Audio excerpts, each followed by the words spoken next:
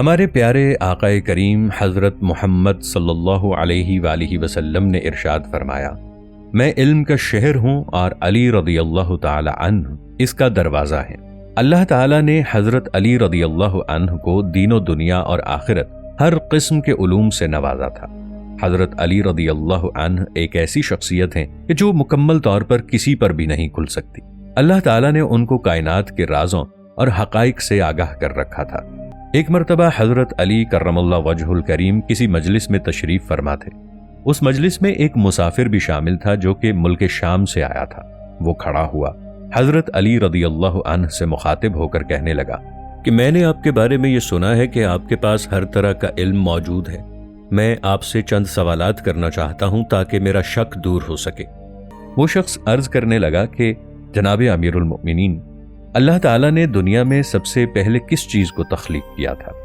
حضرت علی رضی اللہ عنہ ارشاد فرمانے لگے، اللہ تعالیٰ نے اس روئے زمین میں سب سے پہلے نور کو پیدا فرمایا۔ اس اجنبی نے دوسرا سوال کیا کہ اللہ تعالیٰ نے زمین اور پہاڑوں کو کیسے تخلیق کیا؟ حضرت علی رضی اللہ عنہ نے فرمایا، اللہ تعالیٰ نے آسمان کو پانی کے بخارات، زمین کو پانی کی جھاگ، جبکہ پہاڑوں کو پانی کی لہروں سے تخلیق کیا۔ اس نے اگلا سوال کیا کہ مکہ کو ام القریٰ کیوں کہا جاتا ہے؟ تب حضرت علی رضی اللہ تعالی عنہ فرمانے لگے، ام القریٰ کا مطلب ہر ترتیب کی ماں کے ہیں۔ عرب کا وہ شہر جہاں پر اللہ تعالیٰ کا گھر موجود ہے، اللہ تعالیٰ نے زمین کی ہر چیز اس کے نیچے سے بچھائی، اس نسبت سے مکہ کا نام ام القریٰ ہے۔ پھر وہ آدمی کہنے لگا کہ اللہ نے زمین کے اوپر والے آسمان کو کس چیز سے تخلیق کیا؟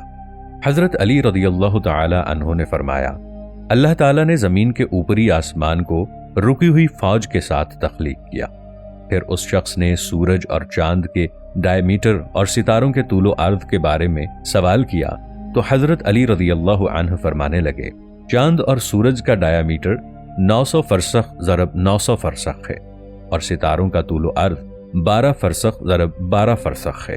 اس بار اس آدمی نے حضرت علی رضی اللہ تعالی عنہ سے جو اگلا سوال کیا وہ سوال کافی عجیب و غریب سا تھا۔ وہ اجنبی کہنے لگا کہ اے علی رضی اللہ عنہ، بیل آسمان کی طرف سر نہیں اٹھا سکتا، اس کی کیا وجہ ہے؟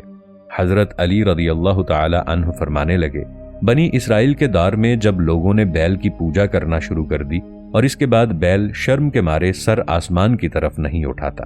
حضرت موسیٰ علیہ السلام کے دور میں سامری جادوگر نے ایک سنہری رنگ کا بچڑا بنایا اور اپنے جادو کے زور سے بولنے اور حرکت کرنے کی اسے طاقت دی۔ اس آدمی نے اگلا سوال دریافت کیا کہ مد و جزر کیا ہوتا ہے اور زمین پر بس رہی جناتی مخلوق کا باپ کون ہے اور ان پر کون سا نبی مامور کیا گیا تھا؟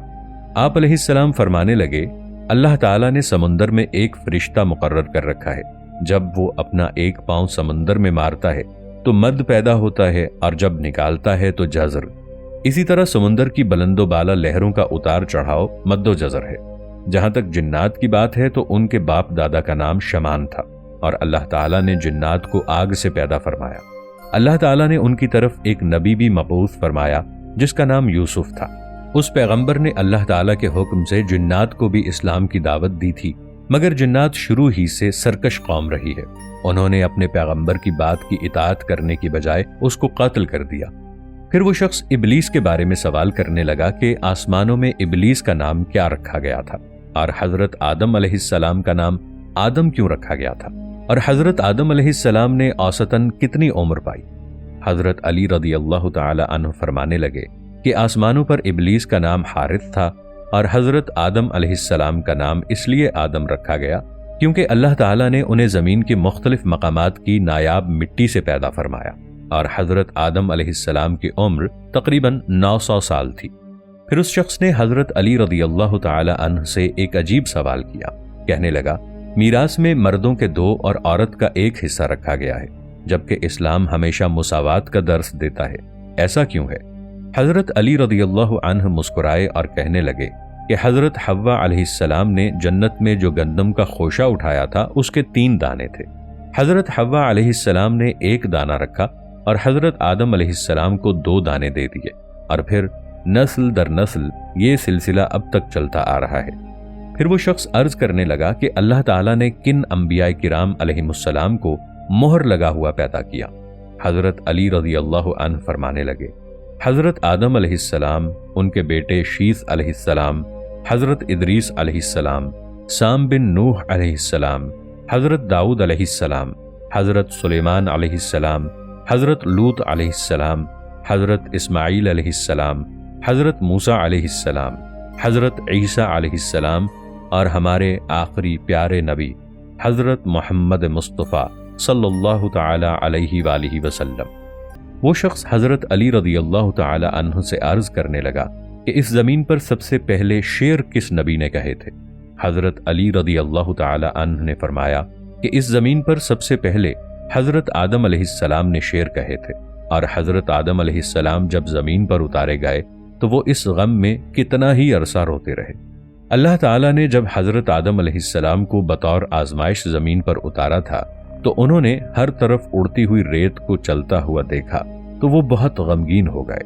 دوسری مرتبہ جب شیطانی وسوسے کی وجہ سے قابیل نے حابیل کو قتل کیا تو حضرت آدم علیہ السلام نے شدید غم میں یہ اشعار کہے، اور ان اشعار کا مفہوم یہ تھا: ان کے رہنے والے بدل گئے، زمین کا چہرہ خراب اور گرد آلود ہو چکا ہے، رنگ اور ذائقے رکھنے والی چیزیں بدل گئی ہیں، اور خوبصورت چہرے کی بشاشت ماند پڑ گئی۔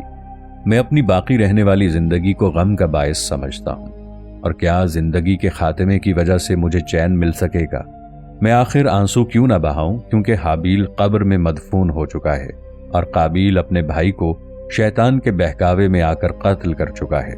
ہائے حسرت، میرا پیارا بیٹا گم ہو گیا ہے۔ جب حضرت آدم علیہ السلام غم کی حالت میں یہ اشعار پڑھ رہے تھے تب ابلیس وہاں آ موجود ہوا اور کہنے لگا، آپ شہر اور شہر والوں سے دور ہو جائیں، آپ میری وجہ سے جنت سے نکالے گئے ہیں، جہاں آپ اپنی بیوی کے ساتھ آرام و سکون سے رہائش پذیر تھے، اور آپ کا دل دنیا کی تمام تکالیف سے آزاد تھا، مگر میرے فریب و مکر سے بچ نہ سکے، اور آپ سے آپ کا قیمتی سرمایہ دور ہو گیا۔ اور حضرت آدم علیہ السلام کو جب اللہ تعالیٰ نے جنت سے نکالا تھا تو وہ پورے 100 سال تک اس جدائی میں روتے رہے، اور ان کی آنکھوں سے دجلہ و فرات بہتے رہے، اور وہ اللہ تعالیٰ سے معافی طلب کرتے رہے۔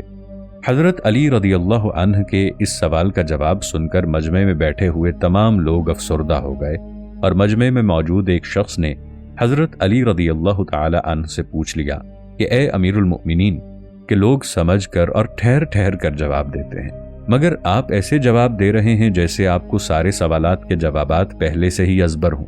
حضرت علی رضی اللہ عنہ اس شخص سے کہنے لگے کہ تمہارے ہاتھ میں کتنی انگلیاں ہیں؟ وہ شخص فوراً بولا، میرے ہاتھ میں 5 انگلیاں ہیں۔ تو آپ رضی اللہ عنہ فرمانے لگے کہ تم نے بھی تو سوچے سمجھے بغیر جواب دیا۔ تو وہ شخص کہنے لگا، کیونکہ مجھے اس چیز کے بارے میں پہلے سے ہی علم تھا۔ تب حضرت علی رضی اللہ عنہ مسکرائے اور کہنے لگے، مجھے بھی تمام علوم ایسے ہی ازبر ہیں جیسے تمہیں یہ معلوم ہے کہ تمہارے ہاتھ کی 5 انگلیاں ہیں۔